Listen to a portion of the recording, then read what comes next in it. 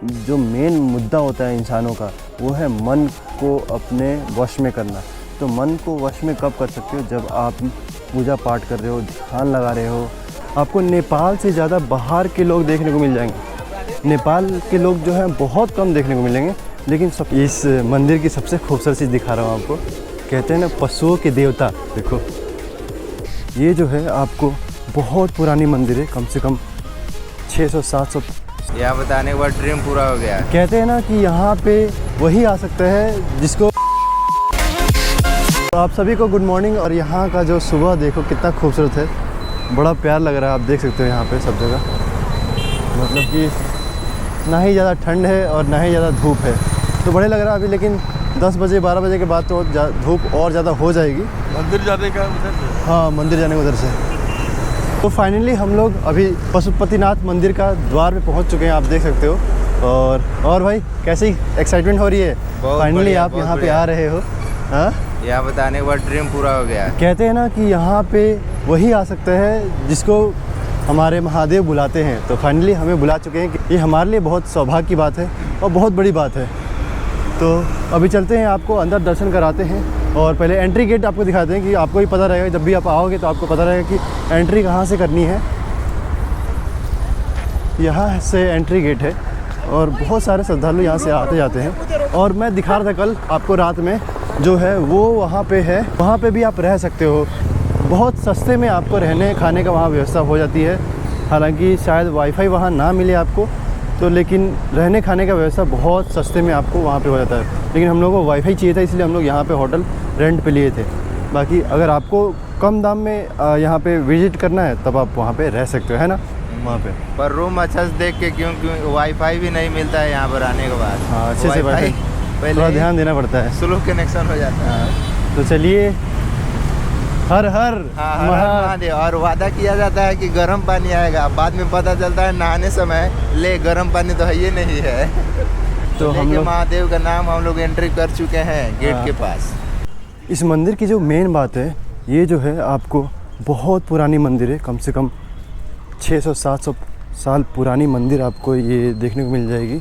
और यहाँ पे बहुत सारे श्रद्धालु आते हैं, जिसकी मनोकामना पूरी नहीं होती वो भी आते हैं, जिसकी पूरी हो जाती है वो भी आते हैं। मतलब हर कोई यहाँ पे दर्शन करने आता है। और ये आपको जिसको लोकेशन नहीं पता वो काठमांडू में ही स्थित है।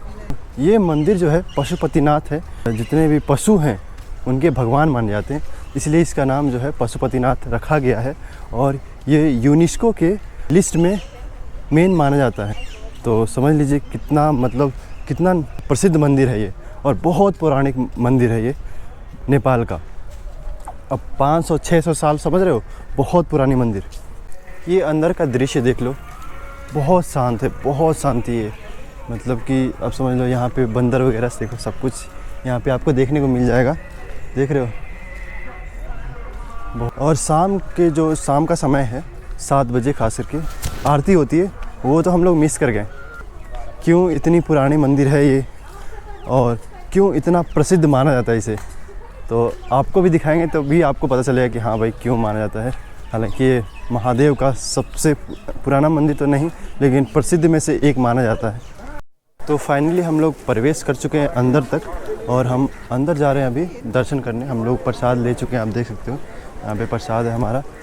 और अंदर जब भी जाएं आप, अगर आपको दर्शन करना है तो प्रसाद ज़रूर ले लें यहाँ से। और बहुत कम दाम में मिलता है, ऐसा नहीं कि बहुत महंगा मिलता है। और प्रसाद में क्या ही महंगा, क्या ही सस्ता, आप जाके अपने श्रद्धा से जो भी हो सके आप चढ़ा सकते हो, कोई दिक्कत नहीं उसमें। तो आप ज़रूर प्रसाद लेकर जाएं यहाँ से, ठीक है। और यहाँ गेट है, यहाँ मेन जो यहाँ जा रहा हूँ यहाँ पे, ये जो है मेन गेट है, यहीं से आपको एंट्री करना है। और अंदर जो मेन मंदिर है वहाँ पे कैमरा अलाउ नहीं है। बाकी आप जो बाहर है वहाँ पे आप कैमरा वीडियो बना सकते हो, उसमें कोई दिक्कत नहीं है यहाँ पे, लेकिन अंदर नहीं जा सकते। अभी मैं यहाँ इस मंदिर की सबसे खूबसूरत चीज़ दिखा रहा हूँ आपको। कहते हैं ना पशुओं के देवता, पशुपतिनाथ मतलब पशुओं के देवता। किस लिए कहा था, आप दिखा रहा हूँ मैं आपको। देख रहे हो इतनी सारी कबूतर यहाँ पे देखने को मिल जाएगा आपको, देख सकते हो। भाई साहब ये डर भी नहीं रही हमसे, भाई कोई नहीं डर रहा, हमें ही डर लग रहा कहीं माथे पे ना मार दे बस, है ना। लेकिन ऐसा कुछ नहीं है, ये पकड़ रही है, देखो यार, पकड़ना नहीं है तो भाई साहब इतने सारे पक्षी।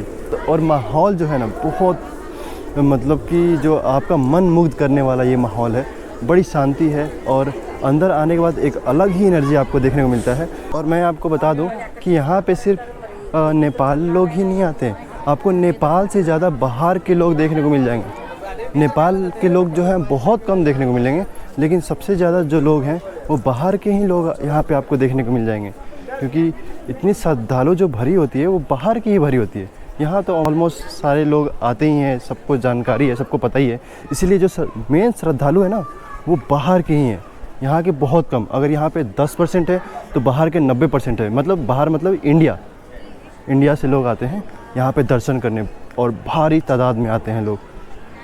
तो भाई जो भक्ति में शक्ति है वो दूसरे किसी चीज़ में नहीं होगा, ये बात तो मानना पड़ेगा आपको, क्योंकि अभी हम लोग दर्शन करके आए हैं महादेव जी का, और अलाउ नहीं था कैमरा ले जाने का और ना ही वीडियो बनाने का, इसलिए हम लोग अंदर कुछ दिखा नहीं पाए, लेकिन जो अंदर का जो फील है वो मैं आपको शेयर कर रहा हूँ कि कैसा फ़ील होता है अंदर। एक जो हिंदू होंगे वो समझ सकते होंगे कि ये क्या फ़ील है जब आप पशुपतिनाथ मंदिर आते हो या फिर किसी भी मंदिर जाते हो, तो जो अंदर का जो फ़ील होता है ना, जो गूज़बम्स होते हैं वो डिफरेंट लेवल का होता है।